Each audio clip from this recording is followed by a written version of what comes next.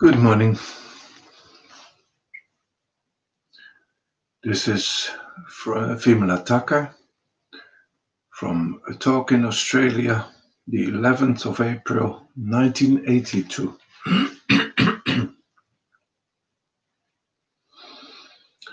Let us proceed this morning very carefully and slowly towards the dimension of silence.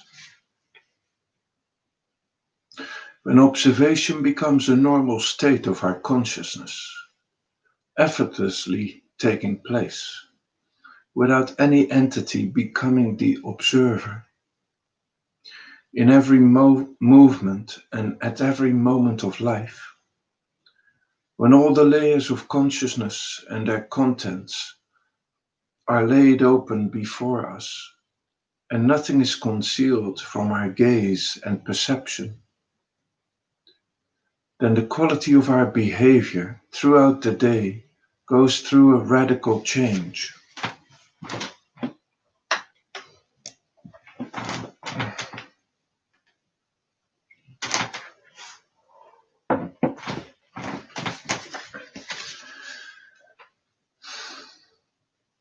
What a beautiful beginning. I'm going to read it again. Let us proceed this morning very carefully and slowly towards the dimension of silence. When observation becomes a normal state of consciousness, effortlessly taking place, without any entity becoming the observer, in every movement and at every moment of life, when all the layers of consciousness and their contents are laid open before us, and nothing is concealed from our gaze and perception, then the quality of our behavior throughout the day goes through a radical change. In a meditative way of life, there is no place for wishful thinking or for deceiving oneself. If there is peace within, the outer behavior will be peaceful. If there is a state of egolessness within, the outer behavior, the verbal along with the sensual, does not smell of the isolatory activities of the ego. Our factual contents get reflected in our daily relationships, which are the mirrors held before us by life. As we conduct our inquiry, as we embark upon the pilgrimage towards our home, the relationships are the occasions when confirmation of the inner changes can be found. There is no one to tell us that we've changed, but the movement of the whole being through the relationships exposes if the changes have already taken place. Here is the verification. It cannot be that inwardly a person is advanced, but the verbal, psychological, physical behavior of the person betrays primitivity, egocentric activities.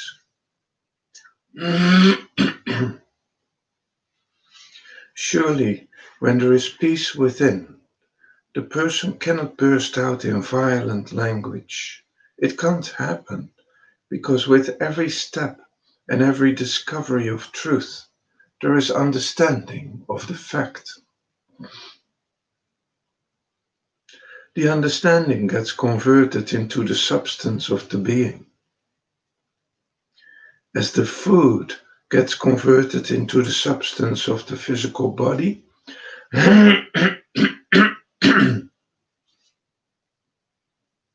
as food gets converted into the substance of the physical body, understanding gets converted into the substance of the psychological structure. So let us remember that changes are reflected in actual behavior.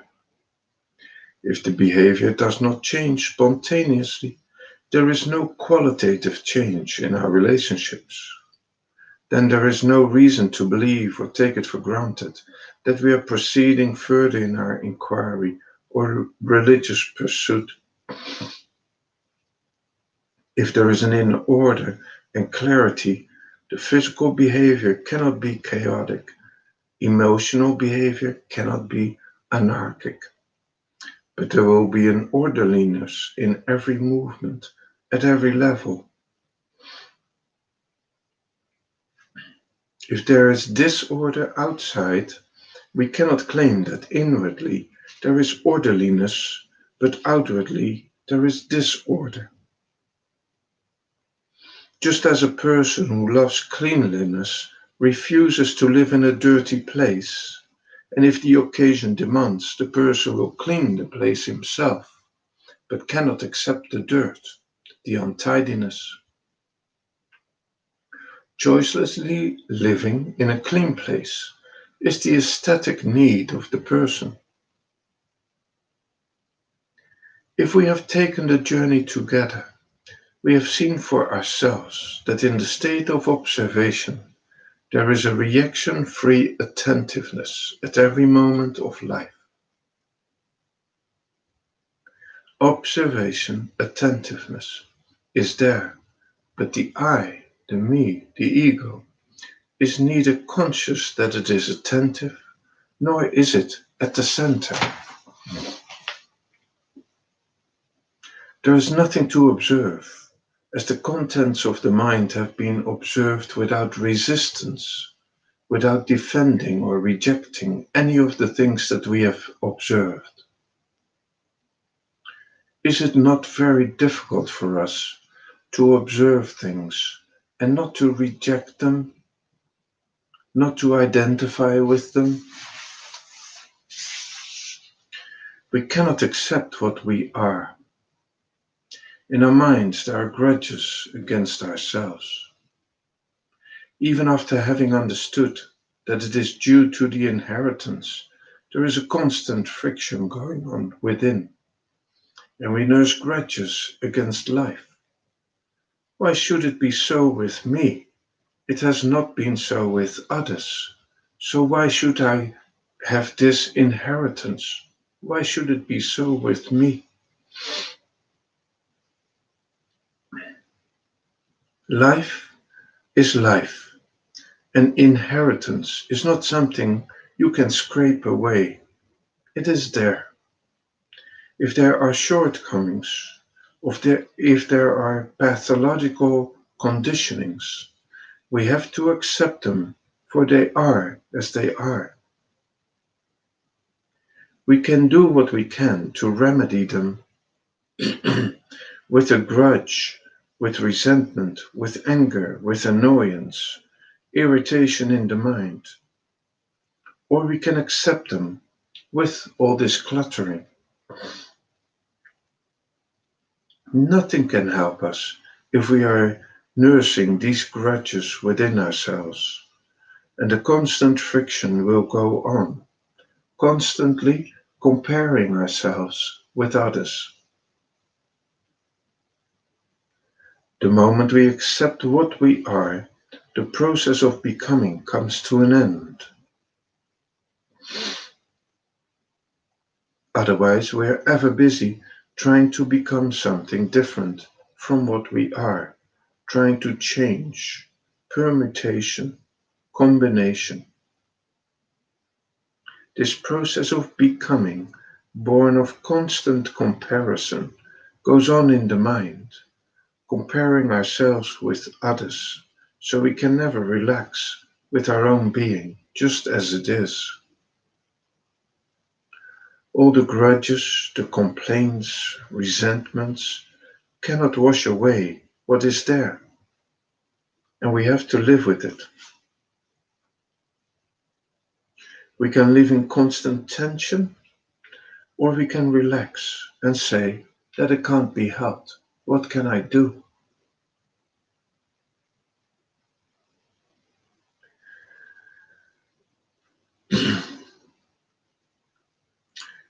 We've got to live with it. We are it. Inheritance is not like a property or a thing that we can keep aside. It is within us. Through observation, we have seen ourselves, and after having gone through observation, does not suffer from either the identification with or rejection of what has been observed, then we are free to explore even further. If we get stuck at the level of observation and begin to defend our weaknesses, try to hide them from the eyes of others, then this resistance to the content of our being brings about constant friction of effort, which puts us on the defensive and does not allow us to be free and behave freely among other people. We will not be able to enjoy life if constantly we are on our guard.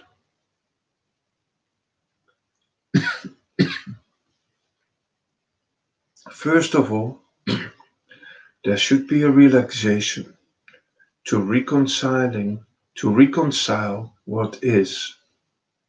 Acceptance is not identification. If we identify with what is, we become dogmatic and insistent.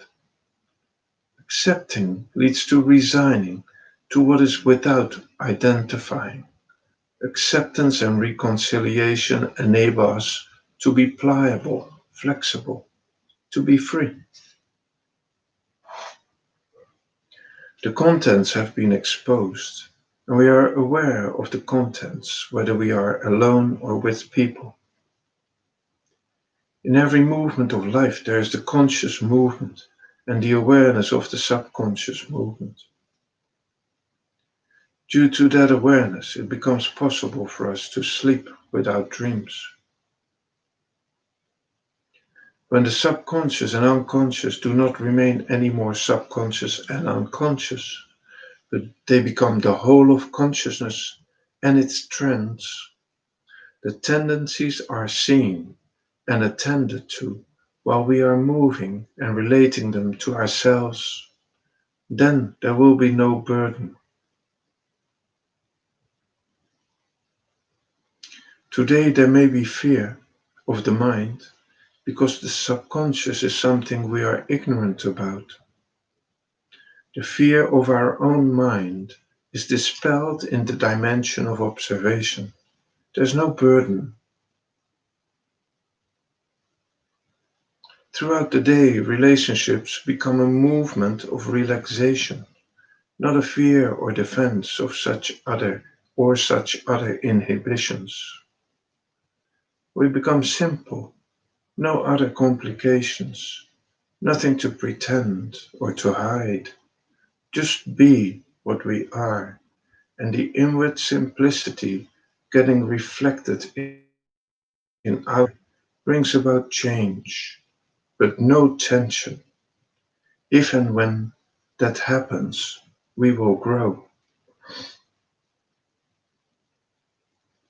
Man is born to grow and let the potentialities contained in him blossom and flower out so that the texture of human relationship changes. Man is not born or doomed to be a prisoner of the body and the mind or the thought structure. Man is born to understand them, to utilize them, and grow beyond them.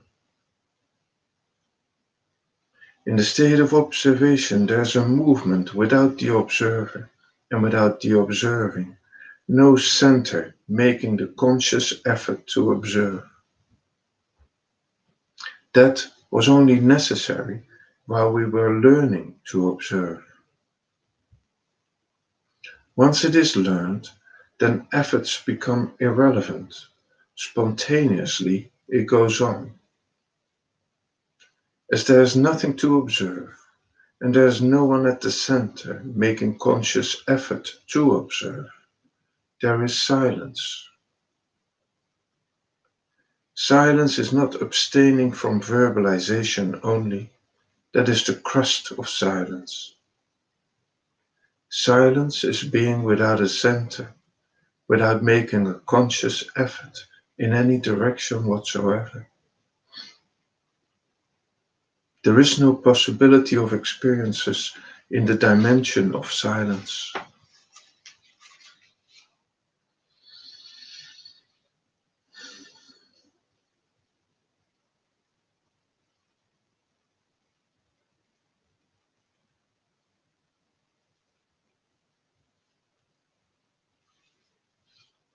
When we sit down quietly, the body and speech are quiet, and yet the I consciousness is furiously watching what is happening to me now that I've been sitting in silence.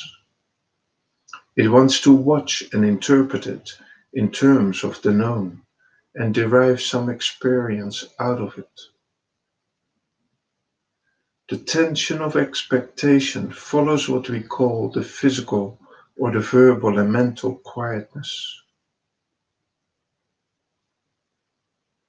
This is not silence. Quietness is an attribute of the mind. The mind can be quiet without being silent. The body can be quiet, peaceful, in a peaceful posture, without our being in silence. The peacefulness, the quietness, should be distinguished from the revolutionary dimension that I call the dimension of silence. This silence is as much the substance of life as the activities of the I consciousness are. We move and live through the I and the body. We have a motive. We make an effort to realize that motive. And when the motive is realized, either there is success or failure. If there is success, then a little pride, vanity, along with the feeling of success becomes the residue of the mind. If there is failure in the eyes of the people and society, then along with the thorn of sadness at a failure, there is depression that becomes the residue of that action. With every movement, we have a motive, a direction, and an effort for realizing that motive. We're spending energy. That is our life. We don't know a motiveless movement. We know of a movement born of a motive, having a direction, involving effort, arriving at either success or failure, honor or humiliation, sorrow or joy. And whatever happens to us, we get stuck up there because we can get stuck in pleasure or pain. This is our practical life. We must begin where we are.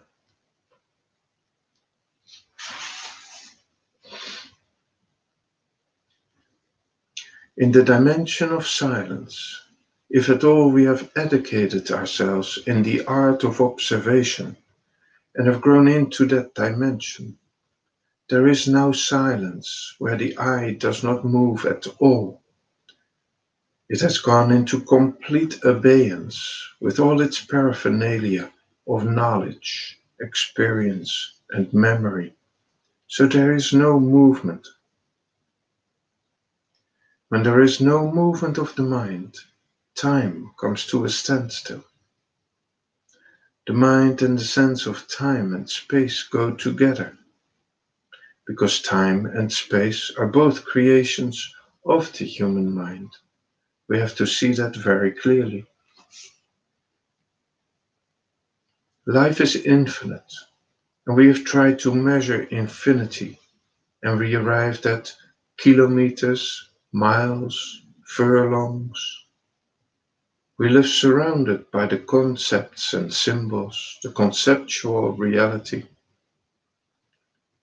But now the I consciousness The thought structure does not move at all.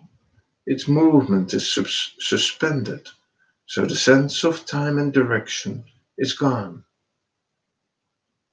Time has come to a standstill. The sense of space has disappeared.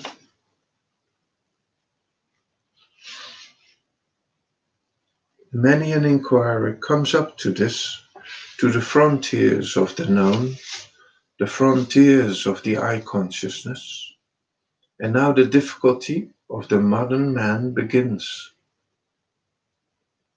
Along with our beliefs, superstitions, and credulity, we perhaps have lost the capacity to have faith. It was necessary to get free from superstitions, beliefs, and credulity, and we got rid of them with the help of reason. The cultural revolution that came about in the Middle Ages in Europe helped man to set himself free of that. We have created new superstitions from the 19th century onwards, scientific superstitions. There is no capacity to have faith in life, though we have seen life moving in deep sleep.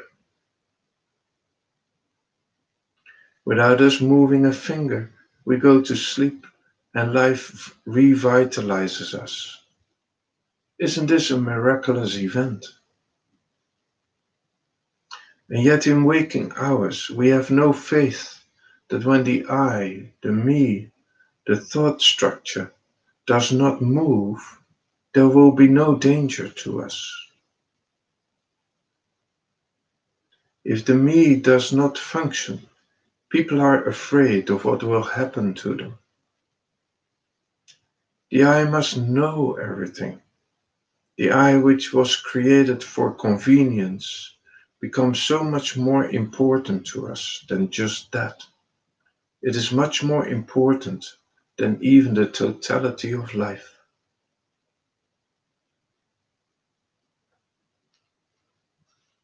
When there is silence and people come to this point, when the first contact of the emptiness, the timelessness of silence, the spacelessness of time takes place, suddenly the I, the me, the ego comes up and shudders with fear. The I was willing to go into abeyance as long as it could watch and translate what was happening in terms of the known. Now the terms of the known are irrelevant. Silence, love, humility cannot be interpreted. It is something through which we go with the wholeness of our whole being, and it operates upon us. We don't do a thing to the humility, the silence, the love. It is not an outcome or a result of the movement of the I. It is an organic part of life with which we come into contact personally, intimately, when the total activity of the mind goes into non-action. In silence, there is the spacelessness and timelessness, and we begin to tremble because we've been relying on the knowledge, on the intellect, the brain, the cerebral organ, and on the ideas of space and time. That organ and its norms and criteria have suddenly become irrelevant, and that frightens us, and we turn back to the field of verbalization, to the region of the known, where we will get some experience. The experiencer, the activity of experiencing, and an event which can be identified as an experience. When we have that, we are happy, or at least an idea that can be grasped by the brain and can be claimed as our personal knowledge, then we feel at ease.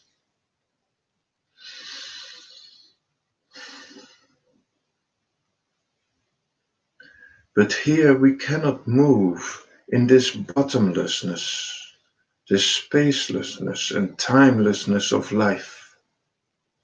And that's why people prefer following practices that will give them experience at different levels of consciousness rather than go the way of meditation.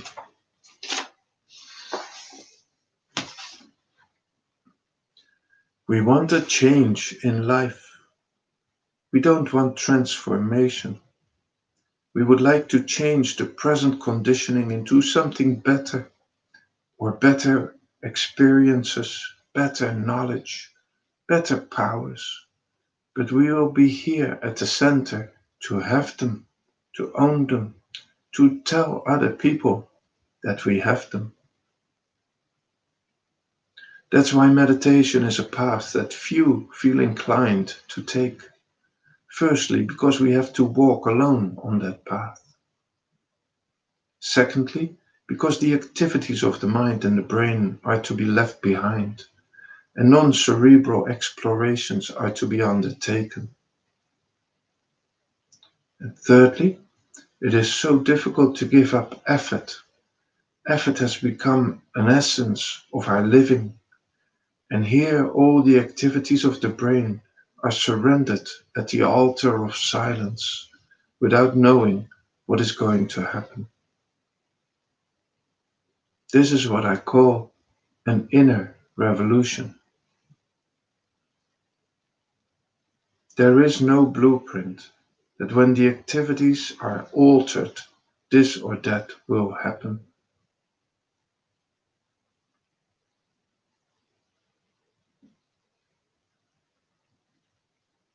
The brain wants to know the description of the destination, and then a motivation is stimulated to obtain that destination, to strive to go there. Then again, we have a motive in the name of spirituality. We get a direction, we make an effort, and then say, I have arrived. The dimension of the I consciousness, the dimension of the brain, is our addiction. We have identified ourselves with that, and therefore the surrendering of the total activity of the brain and the mind becomes so difficult for us. To be in that emptiness, which, which reduces us to nothing and nobodiness on the physical and the psychological level, is so difficult.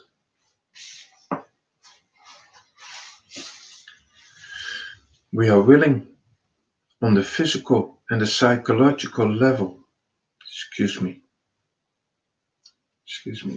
one more time. We are willing to undertake many adventures as long as we know, that is to say, the brain knows it is going to get certain things out of that adventure. This is the channel, the groove in which we've been living. For a minute or for an hour, we are willing to surrender the last of all the cerebral and mental activities. But to be there without an observer, without an experiencer, that is like a saltless meal to most of us.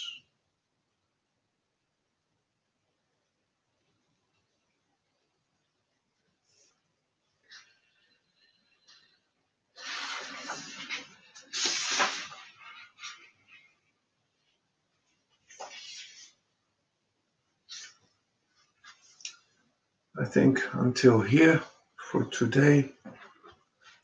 Tomorrow I will continue with this beautiful exposition of Vimala Thakar.